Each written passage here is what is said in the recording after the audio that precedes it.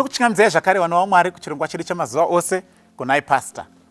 Toda kutenda vari kusangana nesu mazuva ose pachirongwa, totenda vari kutumira mibvunzo, totenda zvakare vari kutumirawo vamwe zvatinenge tadzidza pano. Toda kukwazisa vatanga kusangana nesu muzuva ranhasi. Toda kuti Mwari achaitira zvakanaka pachirongwa chino. Tiri kuedza kubatsirana kupindura mibvunzo yatogononge tiinayo inopindurika neumboo hunowanikwa mukati mebhaibheri. Saka sunungukai kubvunza any question yamunogononge muinayo inopindurika neumboo hunowanikwa mukati mebhaibheri. Regai tiverenge mubvunzo wabvunzwa neimwe hama yedu panapa. Uri kuti iwo, kunhai pastor, kana bhaibheri richiti we must not judge, kureva here kuti hatichatotsiuri panenge pakanganiswa? Ndo mubvunzo wabvunzwa. Ende regai nditaure ndichiti kakawanda vanhu pavanotaura nyaya yekuti you must not judge, you must not judge. And kazhinji kacho kana vanhu vachitaura kuti you must not judge, vanenge vachida kuhwanda kutsiurwa, vanenge vachida kuhwanda kugadziriswa pavanenge vachiita pari wrong. Asi hazviriwo kuti mubhaibheri hamuna mavhesi anoti you must not judge. Arimo mavhesi iwawo. Tichaverenga mavhesi andichaisa mukategori yaari kuti you must not judge. Ndoverengawo zvakare anotaridza kuti you must judge. Tochizoenzanisa tichiona kuti saka bhaibheri kana kuti Mwari ari kunyatsodzidzisa kuti kudii panyaya iyoyo. Regai titange kuna 1 Corinthians chapter 5 verse 12 and 13. For what have I to do to judge them also that are without? Do not ye judge them that are within, but them that are without God judgeth. Therefore put away from among yourselves that wicked person.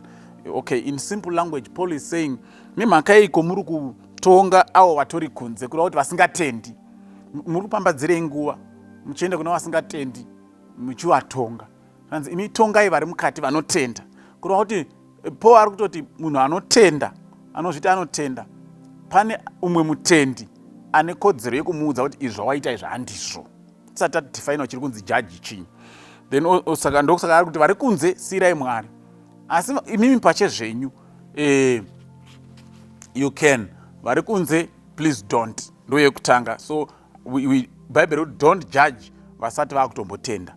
Hamuna simba rekuvaudza musiyai vakadaro, Mwari anovaudza amene nenzira dzake. Ndo number 1. Number 2, Matthew chapter 7 verse 1 na 2 inoti iyo, judge not so that you will not be judged, for with what judgment you judge you shall also be judged, and with what measure you meet it shall be measured to you again. This is Christ himself.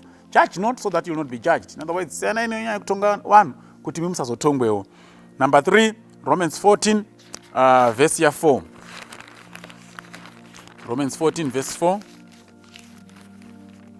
inoti iyo, who art thou that judgest another man's servant? To his own master he stands or falls. Ye shall be holding up, for God is able to make him stand. Ndiwaniko unotonga murando umwe, iye anozvimirira ega pamberi patenzi wake. Ndo zviri kutaurwa panapa kanzi iwo ndiwani, because vanhu vese vanhu vaMwari.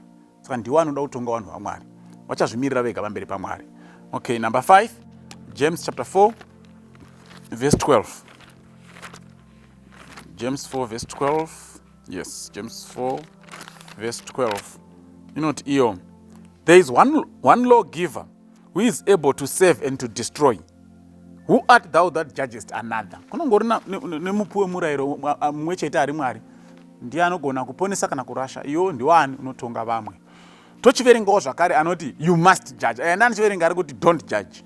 Tochiverengawo anoti you must judge. Yekutanga tatatoverenga 1 Corinthians chapter 5 verse 13. Iri kuti tongai vari mukati mechechi kana kuti vanotenda munotenderwa kutonga. Vari kunze siyai vakadaro. Then yatoverenga zvakare 1 Corinthians chapter 6. 1 Corinthians chapter 6 verse 1 to 5. Dare any of you having a matter against another go to law before the unjust and not before the saints? Do you not know that the saints shall judge the world? And if the world shall be judged by you, and are you not worthy to judge the small matters? Know ye not that we shall judge angels? How much more things that pertain to this life? For if you have judgments of things pertaining to this life, set them to judge who are least esteemed in the church. I speak to your shame. Is it so that there is not a wise man among you? No, not one that shall be able to judge between his brethren. Nyarona napo ndekuti ndiri kunzwa kuti mimi makuita game yekuti mukangodai motomhangarana kuvatongi mukadai moto anzi hamugoni here kutonga mhaka pachezvenyu kutonga mega mhaka dzenyu kana muchagona kutonga nyika yose. The saints will judge the world. And kana muchagona kutonga kunyangwe nengiro dziya dzakatadza, how much more kutonga mega zvamunenge makanganisirana. So panapa tikutopiwa license yekuti makristu haafani kumhanyira kuti vatongwe nemahedheni, ngavatongane pachezvavo. Saka judging iri kutenderwa panapa. Then Matthew chapter 18. Matthew 18 verse 15 kuenda pa 17. Matthew 18 verse 15, 16 and 17. Inoti iyo, moreover, if your brother shall trespass against you, go and tell him his fault between you and him alone. If he shall hear you, you have gained a brother.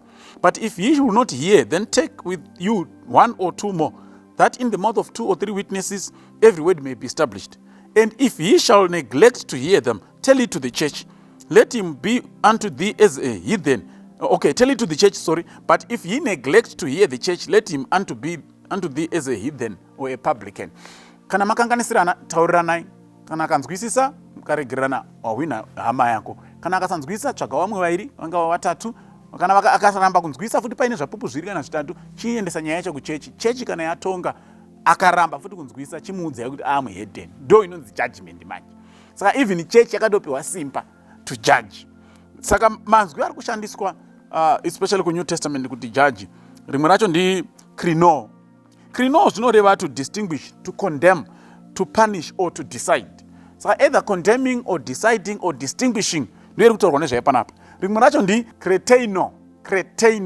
Okay? Patinotora warare kuti criteria. Saka pari kunzi panapa munotenderwa to decide on certain issues. Munotenderwa to distinguish between right and wrong. Munotenderwa to come up with a basis upon which can say you are right, you are wrong. Zvinotenderwa. But you are not allowed to condemn. Yes, arongobva paword rimwe chete.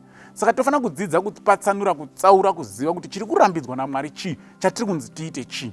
Kana pachinzi don't judge, pari kunzi iwewe you don't have any power to condemn someone. Anokondema chete ndiMwari, but we have got the power and we are allowed to distinguish between right and wrong. We have the power and we are allowed to tell and to decide kuti izvi zvakanaka izvi zvakaipa. We have the power and we have been allowed even to punish. Because panzi anenge aramba kuteerera chimuudza kuti wamuhedheni ngaabuda aende. Takapiwa simba iroro. Pachezvedu tinogadzirisana mhaka dzedu. Pachezvedu tinoudzana kuti izvi wrong izvi right. Pachezvedu tinoudzana kuti mukaita izvo vanhu vaMwari kuponeseka kunonetsa. Asi hatigoni kuudza munhu kuti iwe hauponeseka uende kudenga uri muhedheni. Izvo hatitenderwi. No one is allowed to condemn. No one is allowed to judge in that way. But in terms of deciding, distinguishing, zvese izvo zvezvo tinotenderwa nebhaibheri. Dodaro zvajeka Mwari atikombora tibatsire. Amen.